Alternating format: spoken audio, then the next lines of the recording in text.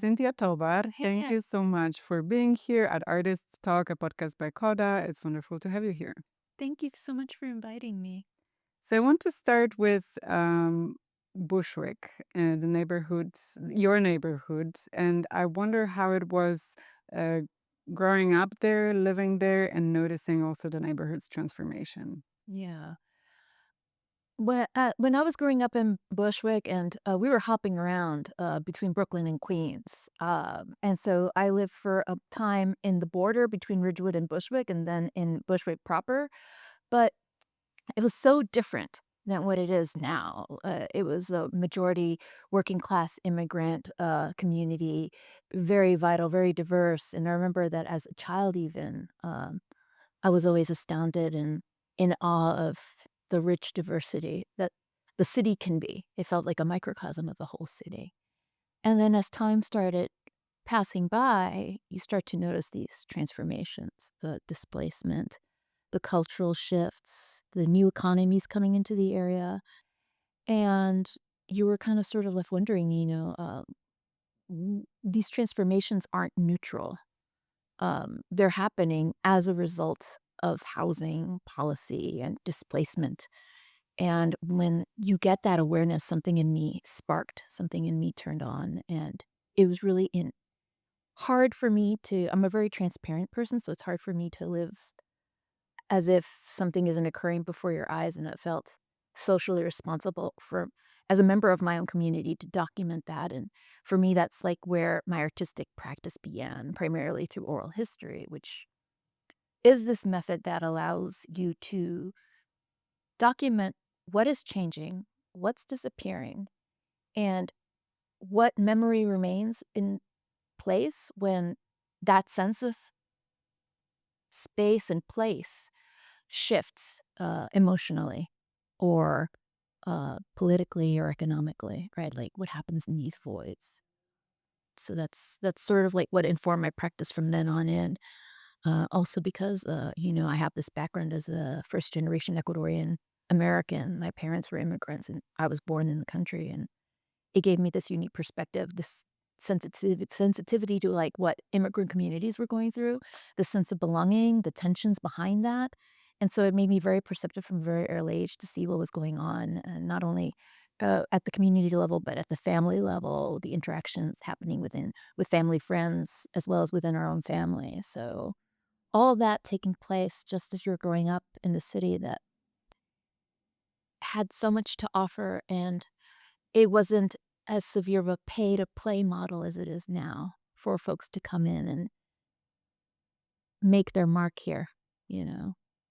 So, witnessing the inequalities is what inspired you to start working with within the communities, with the communities. Um, how, what how did you start? Like when, how early on was it that you decided that was going to be how you are going to represent the community you are from? It sort of began as an offshoot of another project that I had done when I was an undergraduate. So I got my start in art because I was an activist, and the art was the pathway through which I could communicate these ideas and also share them with colleagues and compas and anybody in the fight for to battle inequality as we were seeing it, seeing your neighborhood transform, and not only the changes the transformation makes in the exterior in the visceral sense, but also the way it shapes and constantly people within it. Uh, it's something that, with oral history, I wanted to use that as a method because I was using that as an introspective method to analyze issues around access to public higher education, so I had used oral history as a method to document that movement when I was an undergraduate then, and as I got more familiar with oral history and interviewing, I thought, "This might be the best method for me to work with like-minded neighbors and colleagues at the neighborhood level, at my street level, at my community level." And do this in a very participatory way, because there's oral history and then there's the participatory level. I wasn't interested in being extractive with the stories. I always wanted it to be something somewhat collaborative, um, where interview questions were shared in advance with the interviewees, and they had a hand in creating the questions, they had a hand in approving things. Nothing that was done within these documentary projects is ever done without the consent of people who have contributed their stories, who had the courage to contribute their stories. And, along that sense, it was less about the product and more about the process. It was very much relational. And because I already had these existing relationships with my neighbors and with community members, it was basically through word of mouth, and that's how I began. I began attending these gatherings and these meetings, and that's how I became radicalized and involved myself. It's sort of I came in through the other door, not the door of like, I'm somebody here actively involved. Objective. There is no such thing as objectivity in this type of work. Either and it's really hard to justify standing aside while you see these things happen and not wanna get involved, and so then that's how that happened. Because I would imagine oral history is usually a long process, and it still is. To be thoughtful and mindful and respectful and like create that safe space for the conversation. But then having an like living in the community is probably speeds things up a little bit. Yeah, and I mean, also having that background of having been the daughter of immigrants Mhm. and Latino immigrants and seeing the underlying tensions behind, like, what were the structural causes for a lot of these inequities, the housing, the racism, the inequity, and thinking about how that sort of shaped people's ability to set down roots and sustain their families and their livelihoods and their communities. Having direct it made me much more empathetic towards and more attuned, I believe, to participate in these circles. But then also, for me, from the very beginning, I always felt awkward being the only one doing the interviewing. I always wanted to, and now my practice has evolved to it being more about sharing the knowledge and passing it along to other folks so that folks can get empowered and catalyze and design and for themselves, speak for themselves about how they would choose to be represented in the work in their stories is vital. It's very, very important work. So, with that in mind, that's sort of like how my approach has been with this kind of work. And as a New Yorker, how do you feel about the diversity of the city? Because it seems like there are still separate neighborhoods for people from like similar region of the world. That it's like it feels more comfortable maybe for, say, a Polish person to move to Greenpoint. Well, yeah, or if there are still Polish people in Greenpoint at this Mhm. point, because the whole city has been gentrified beyond recognition. But there's a flip side to that. I feel like I had years where I was a child in Queens as well, and there was a lot of overlapping diversity, like communities basically being squished together, and so you would have basically the United Nations in one apartment building where you would have this exposure to different cultures, and so, it shows you very quickly when you are raised in New York City as a youth, you get that savvy, you get that sense of, like, there is no differentiation or otherness that happens. There's a benefit to that. But then also when you're an immigrant and you just arrive, the city and the country can be extremely intimidating, especially if you happen to be a person of color or from a marginalized community. You tend to want to gravitate towards your own folks, and you also want to preserve that cultural heritage. And there's a logic and there's a validity to that as well. So there's like this easygoing there in the healthiest of circumstances, there's this healthy tension between like, I wanna get to know different cultures and get that exposure, but then also I need to also gravitate towards my own roots and not forget where I come from. And there's always this sense of pride. And so, while there are other elements involved with that, like different neighborhoods being segregated and sectioned off, that isn't by accident.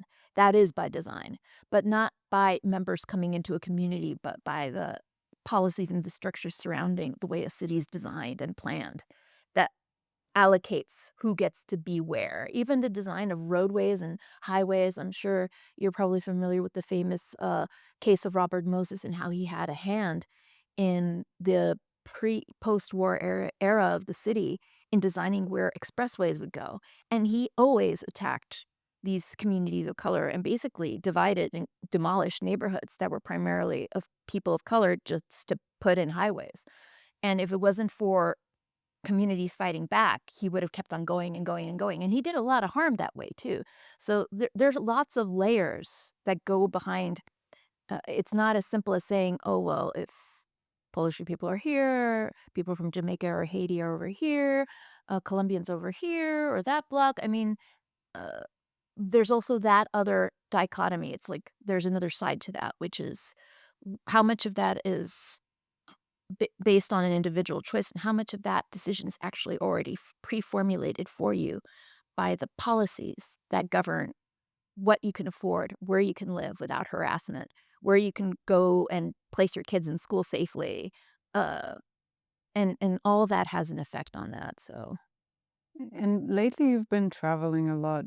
I'm wondering how has your perspective on bushwork in New York City evolved in the past few months? It has Oh, been, I guess. yes. Well, I mean, traveling has given me distance, but not detachment, and if anything, I feel like when you travel, it sort of helped me.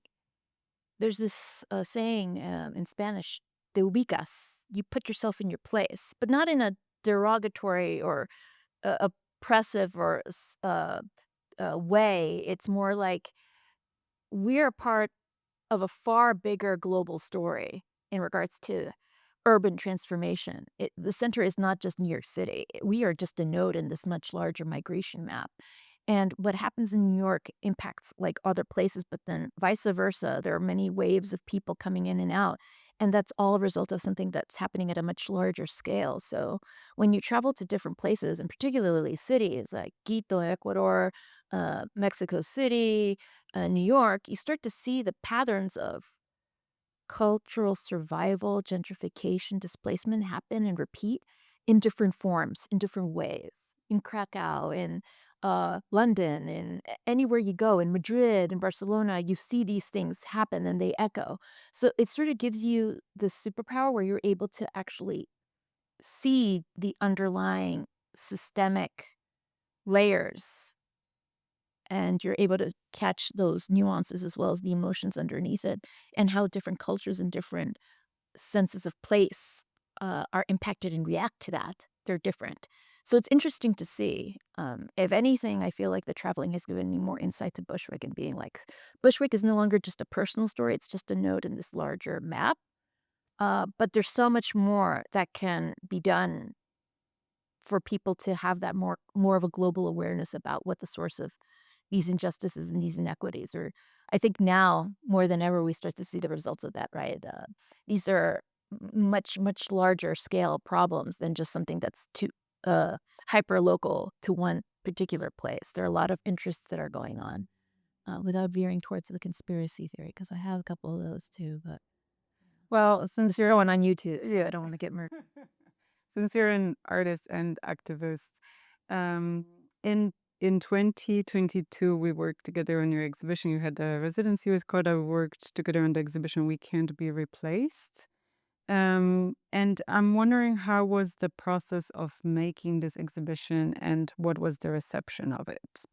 I mean, that project, was such a rewarding experience for me.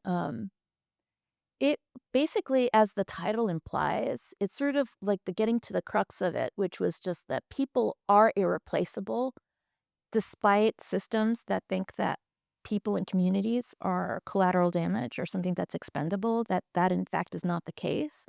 And it was very much informed by my personal experience as an Ecuadorian American, seeing my neighborhood, my communities change, and sort of thinking into taking into account how I wanted to capture that with oral history, with photography, with video, uh, and thinking long term about like how also using a method of participation where the people involved had an active hand in how they were going to be represented. Touching upon the layers of housing, justice, but then also labor, which I think are extremely intertwined, those 2 themes, when we think about the social inequalities that are chipping away at our communities, like what is causing this displacement, sort of getting at the core of that, but through the collection of these stories and how they were going to be presented to the public. So even the portraits with the women that the photography portraits of the women, female immigrant worker members of Workers' Justice Project, getting them to decide how they wanted to pose, what story they wanted to share, and then sharing with them the final product. But for me, it was much more based on the process, which for me was so much more important than the actual exhibit, although the exhibit was important as well. And I think the takeaway of that was it really warmed my heart to see folks have those conversations and be touched about how the way that they were being portrayed was not reducing them in any way. And I felt really good about that, and also about how this helped spark conversations around labor, housing, and injustice in a very direct way. I thought was really rewarding as well. So I'm really happy I had that opportunity. And you mentioned representation. I wonder in what way you think representation is part of the solution. Well, I feel that rather than coming at communities with solutions without taking into account personal lived experiences of what it's like to experience those injustices, is sort of like a myopic tunnel vision approach to something, and we've seen the results of policies that have taken that approach, and they always fail or they come up short. And I don't think that there's been enough space provided to communities to directly speak and inform policy. And so I think that through the storytelling and the art, we're able to help amplify that and provide support for that. So it becomes a message that's far too large to ignore. Um, yeah, because with politicians and interested parties, it's never going to be something that is nascent to what the actual need is. And I believe also through that method of oral history, it forces you to be a listener, not necessarily somebody who interjects and says, "Well, actually, I think I know better than you." No, you don't, because you're not living that person's experience. Have you been homeless? Have you been displaced? Have you been evicted? No? Then how are you going to design a policy that's supposed to ensure that people don't get evicted? Or how are you going to deal with housing precarity in that sense? I feel like now there's this citywide mayoral administration. They seem inspiring. I really hope they do all the work that they're hoping to do. They're doing a lot of things in Mamdani administration with housing policy. I really, really hope they're listening. Can you tell a bit about some of the pieces in the exhibition, like the video, for example? Yeah, so the video were video vignettes of stories that were part of this collaborative project, Donde Puedo Ir, Searching for Home, which was a bilingual documentary oral history initiative that I did with a musical colleague, uh, Luis Delias, who composed the original stories based off of the narrator's stories, the oral histories that I was collecting. And then that was my first stab at audiovisual and media making, and it ended up becoming quite lovely. These musical vignettes, pulling out narrative bites with the consent and collaboration of the narrator, saying, "We feel that this is a part that might be really good," and then using the influence of where these folks came from helped inform the composition and music making for the score that Luis did. So it ended up being this really beautiful series of a few stories, primarily one of a couple. It was documenting their love story of how they had grown up and met in Brooklyn and they fell in love and they wanted to, they finally got reunited, they got married. It's a very emotional story, and how the second part of that story is documenting their displacement, them being priced out of the very neighborhood where they had grown up, found love, discovered each other, only to be turned away, and that heavy heart with which, that attachment to a city and to a place, which can never be replaced, and it's very tragic. Other stories having to do with local heroes in the neighborhood, trying to pull up the economy of local Bushwick, a business improvement district. We have stories along those lines, sharing how they pull the community together. And again, an immigrant speaking primarily in Spanish, talking about his experience, about how he came to the country, worked really hard, got educated, and became really involved because he was so emotionally invested in place. And I don't wanna make it only about sadness and tears, but there is something to be said about how what kind of a society are we building when those folks aren't included in the planning or in the long term stay, like, they're being priced out of these communities. And the people coming in, are they as emotionally invested? Um, it really makes you think. So these were the points of departure that I was hoping people would come away with, to understand that this isn't making light of any situation. Like, these are real stories that happen to real people. And it's time for us to pay attention to what's being erased, and how can we recuperate that sense of community, that sense of love, right? That you have for a place. So, what do you hope those works do? I feel like my hope, my dream would be that these would be meeting points for people to collaborate and think of more ideas for more projects to bring awareness to people. I mean, my work sits at the intersection of oral history, documentary, video making, photography, and community based storytelling. And what I'm really interested in my work is to explore how people carry memory, and to what extent they carry that memory, and how does the holding of memory, how does the caring for that memory help activate these spaces of empowerment, so that we're not perpetuating the role of this is happening to me, but how can we fight back with this knowledge, using that memory as a source of knowledge, a fund of knowledge, so that folks can get activated and take control over their neighborhoods, over their communities. And again, it's sort of like informed back and forth with, like, when I'm in Bushwick, then I'm thinking of that Bushwick context, but then also when I'm abroad and thinking about it, and you see it abroad and it's happening. And so thinking about examining, even with the attack on immigrants and immigrant communities in the United States, like how that transnational identity translates in these dialogues around displacement, because that also plays a key factor in all of this. But yeah, I'm very interested in people coming together, discussing, learning, uh, and hopefully using that as a source for their own activism. And how is because you do take photos, you make videos and documentaries. How does photography and video making complement or support the oral history aspect? Well, for me, the oral history is fundamental. Like, that's a non negotiable. That is basically like the layered approach, which is like the most important work. That's the basis upon all which all of this springs up. Um, the oral history is sort of like that layer of the narrative and the agency. The photography sort of captures the gesture and the context. Um, and the video sort of captures the time and the tone. I feel like they all are in dialogue with one another. And again, doing this in a way that's sensitive and non-extractive with the people who are choosing to share these stories is vital to the work too. But that's how, like, I feel like they complement one another, but in and of themselves, like, they're not not at the direct expense of each one either. They complement one another. And maybe it's also about different access points for the viewers. Like it's easier sometimes to start with a photograph, like start with an image and then spend time listening. Definitely folks can pick their flavor Mhm. and enter the space as they wish. It's also sort of like this ongoing debate that happens in oral history practice among field practitioners, whether you want to do an interview audio and stay old school, like authentic, like analog, or do you want to do video? And even when you're in front of a camera, there is a performative quality to it. So there are questions around authenticity and, like, how will the narrator feel more comfortable? Sometimes some people have no problem being in front of a camera.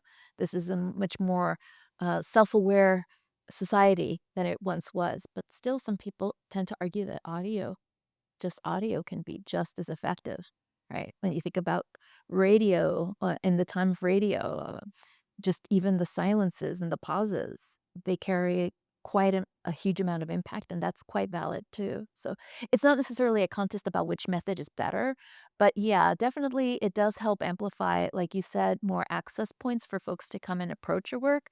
Um, but also just sort of like I feel like they complement each other. You can also take them solitarily, if you will. Mhm.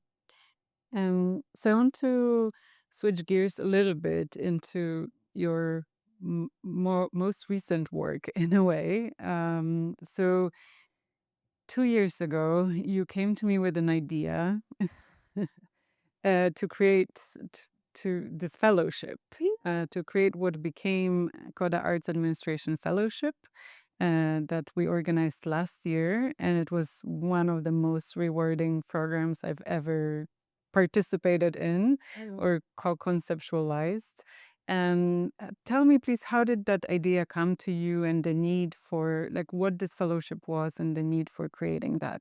Well, it was a very pragmatic approach. Like, I just observed all these artists who had such strong work, but were struggling with accessing the professional tools, the sustainability of it, like how do they make their impact? Because these structures are in place, and it's a lot of gatekeeping that goes on. And for me, it just felt like, particularly for the audience that we were decided to tailor it towards undergraduates, like coming in, emerging leaders and or emerging artists or arts administrators, aspiring arts administrators, thinking about how do we give those tools back to them, but not in this corporate way where it's like, that way you can enter the workplace in the corporate world. And it's just like, no, this is more about giving them the tools for autonomy. Because I feel like as an artist, now more than ever, you really need those tools. We're grateful for spaces like Coda, obviously, that give us this room to explore, but not every place has that or offers that, and so artists, and particularly in New York where the competition is it's extremely competitive, and it's extremely, like, a very fierce environment, giving folks who have been left out of that arena, helps give them the savviness and the tools that they need in order to ensure that they can participate in these spaces more effectively.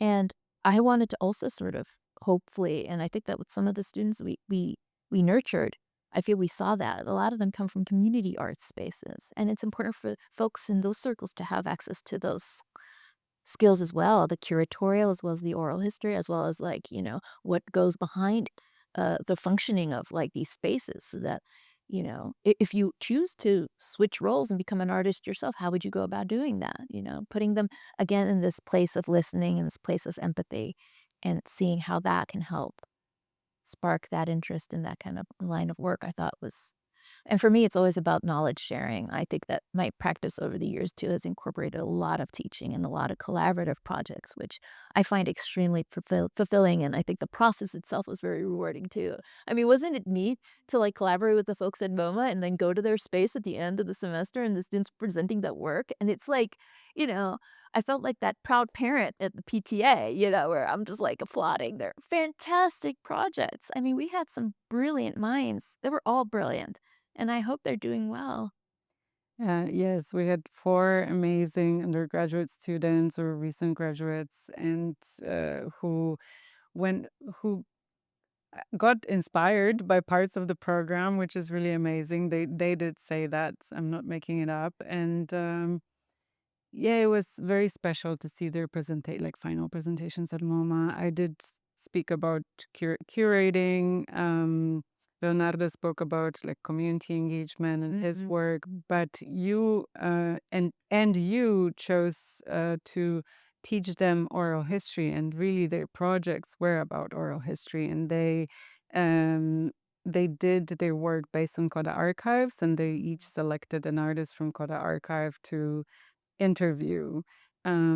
So yeah, when you earlier mentioned that it is part of your practice to teach and to share knowledge and to empower people to do that on their own, like however they want to take, like whatever their mission in life is. This also came to my mind that yeah, you taught arts administrators how to support artists better, and yeah, this was a very special program. And giving them the skills to archive their own work. And as a documentary method too, I think that oral history is a much more egalitarian methodology than others where you have to go to school. It's like, no, all you need is to listen and the willingness to hear someone out. And if you think that their story is worthy, or if you think the process is worthy, go out there and do it. The fact that they also connected with all these CODA alumni artists, I thought was exceptional because, I mean, for you, it must have been so rewarding because you get to see the fruits of all those years of labor and seeing that these artists still hold, like, obviously they're relevant artists, but to see that over time, they're able to spark that interest in a new generation and upcoming folks who may have never had the opportunity to engage with these artists. Because again, the space that you provide is so unique, and not a lot of spaces are open to that. It's sort of, again, addressing the gatekeeping of like who gets to show the art, who gets to share the art, and who gets to preserve the art. And so, again, it's like about giving folks that sense of autonomy and agency so that they can make that decision for themselves. Absolutely. So please tell us about Mujeres Atrevidas. Oh my gosh. So, Where do I begin? oh my gosh. Yeah, no, it's this Mujeres Atrevidas as an artist residency project that I've started. That was basically a spin off of my documentary project, which was conceptualized and conceived during my KODA residency. So, yeah, I'm like, I'm, I can't help but smile about this whole process because it sort of became this thing where it was a localized project that ended up becoming something where I just decided I wanted to give it global reach. I'm still very much, I mean, this is born from my interest in women's narratives, how I'm interested in how they hold memory, how do they build community, and how folks address these issues of social justice as they pertain to gender issues. But obviously, there's a lot that can be captured within that and, also transnational identity, because when we talk about migration, we can't not talk about transnational, identity, right? My parents, they came to the States, they became American citizens, but they still considered themselves Ecuadorian, right? So there's just a part of you that never leaves that, and then what does that mean, right? And for folks who have these split identities, multi identities, right? Being that New York City is such a diverse space where many cultures intertwine, right? What does that mean and what impact does that have on migration and the impact of how and when migrant communities are received and in what ways in the different spots and communities in the city. So I thought about also sort of like this is a mechanism by which to confront the xenophobia that is upcoming, right? All this nation building that you see around the world, not just in the US, right? This closing of borders. And this is a very effective way of dismantling that very toxic narrative. It's something that's much more open ended and much more vital, which is what unites us, what brings us together. And how do these experiences as women artists who are working in socially engaged art, how does that translate to a place like Quito? What to the artistic, socially engaged, feminine-led communities in Quito, what do they have to teach us in New York City about the struggle for social justice through their art making? And so that was the inception of that project, and it's going to open up this fall. I'm very excited. I'm excited for you to also be part of the jury to help us select the inaugural artist who will be spending a month in Quito, getting to know the community, being hosted by artist Alexandra Moshenek. She's a Quiteña artist. She's actually got a show in Madrid that she's getting ready for, as well as one in Colombia. So she's like very active, and she's very generously provided her artist studio to host the artist. So the artist will be staying with me in Quito, and we will have a space for them to work. And for me, it's just mostly about creating I'm approaching this residency as a space for research and listening rather than it being so focused on product and like the overkill of just what contributes to the overall burnout that I see, which is just like you have to make something, you have to put your mark, you have to exhibit something. And sometimes it's just good to give people a space to just breathe, just think, just be in conversation with other places and other peoples and see what synergies happen. And it's amazing how that sort of just gives you that breath of fresh air that you need. But I like the idea of bringing folks to Quito as well. So to dismantle some stigmas, open some eyes, and also take a hard critical look at the things that Quito is going through as a city as well. You know, every urban center, Medellin, Madrid, they are all dealing with issues around urban transformation and what that implies, right? Gentrification, cultural survival. Like, how do we wrangle with these issues? And what perspectives will arise from that? So for me, it's like mostly about that. I'm very excited. So how is Quito? I've never been. How is what is what kind of maybe urban transformation it is going through, or how is it to be there? I mean, Ecuador is in a very rough state as it always has been for quite some time, and at the municipal level in Quito, things aren't as easy either, but it is a very vital, very vibrant, very busy, very culturally active center of activity, and there's always something to do, and there are always people to meet. But there are always outspoken voices too, contesting a lot of these transgressions of power and people protesting that and making their voices heard in particular ways. And so Quito's an interesting, test case to see, from a Latin American context, how cities are dealing with urban transformation. It's also going through its form of gentrification, but its pattern in gentrification is somewhat distinct from what is happening in New York. There's also issues around security, there's also issues around, inequality, and, poverty, but again, there are groups, there are people who are culturally actively involved in these areas, and there's so much to learn from that nuance to see what what can an artist coming from New York have to learn and share with those communities. And it'd be really interesting to see what happens. But yes, I mean, my family's from Quito. And I mean, the project is also for me very important because it's sort of like I'm going back to the country my parents left. And there's tensions around that and exploring what those tensions are, and also exploring that on a personal level as a form of reconciliation with place, right? And what does that mean? And that's like a whole other layer, I think, of the migratory story, right? You've migrated, now what? And the irony that, my parents came to the United States thinking this is going to be it.